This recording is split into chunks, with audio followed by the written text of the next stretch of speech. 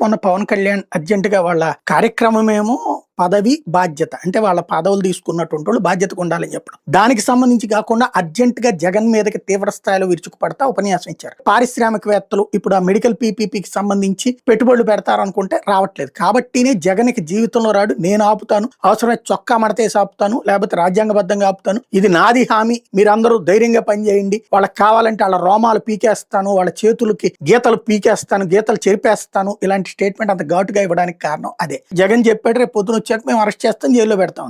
ఎక్కడన్నా కూడా చంద్రబాబు నాయుడు వినకుండా దీనికి ముందుకు తీసుకొని పోతే మాత్రం ఆ తర్వాత కాలేజీలు తీసుకున్నోని మాత్రం మనం అధికారం లేకొచ్చిన వెంటనే 2 నెలలు జరగక మునిపే అందరు జైల్లో ఉంటారు. ఆయన పేరేంటి, సింగపూర్ ఈశ్వరన్. ఇదివరకు పెట్టినటువంటి చట్ట ప్రకారం ఏంటి, ఆ 1600 ఎకరాలు ఎంతో భూమి, దాన్ని గనక క్యాన్సిల్ చేస్తే సింగపూర్ టౌన్షిప్ ని 2.5 రెట్లు డబ్బులు ఇవ్వాలా, బ్రిటన్ కోర్టులో దాని మీద విచారణ అన్నటువంటి పాయింట్ కూడా తీసుకొచ్చారు. అట్లాంటి సింగపూర్ ఈశ్వరన్నే దారికి తేగలిగాడు అప్పుడు జగన్మోహన్ రెడ్డి. ఏ గొడవ ఏ కేసు లేకుండా వాళ్ళంతటి వాళ్లే విత్డ్రా చేసుకుని వెళ్ళిపోయారు. అట్లాగే విజయవాడలో కనకదుర్గ వారధి అప్పుడు ఉన్నటువంటి బిల్డర్ ఎవరైతే ఆ కన్స్ట్రక్షన్ చేసేటటువంటి వాళ్ళు తెలుగుదేశం అధికారంలో ఉన్నటువంటి సందర్భంలో వాళ్ళు పెట్టించినటువంటిదే. నితిన్ గడ్కరీ వద్దని చెప్పినా సరే తెలుగుదేశం చెప్పి మరి వాళ్ళకి ఇప్పించింది కాంట్రాక్ట్. తెరా చూస్తే వాళ్ళు డబ్బులు మా దగ్గర లేవు, కేంద్రం డబ్బులు ఇవ్వమంటే మేము ఇవ్వడానికి రెడీగా ఉన్నాం, మీకు మీ అకౌంట్ లో, అంటే వీళ్ళు ఏంటంటే ఒక డబ్బులు ఎత్తేసిన వాళ్ళు, బ్యాంకులకు ఎగ్గొట్టిన వాళ్ళు అకౌంట్ లో డబ్బులు వేయగానే బ్యాంక్ అది స్వాధీనం చేసేసుకుంటాం. కాబట్టి వేరే అకౌంట్ లో పెట్టడం అంటే అట్లా కుదరదు, నువ్వు ఏ పేరు మీద పెట్టావో ఆ పేరు మీదనే ఇస్తామని దానికి బీజేపీని తిట్టిపోశారు.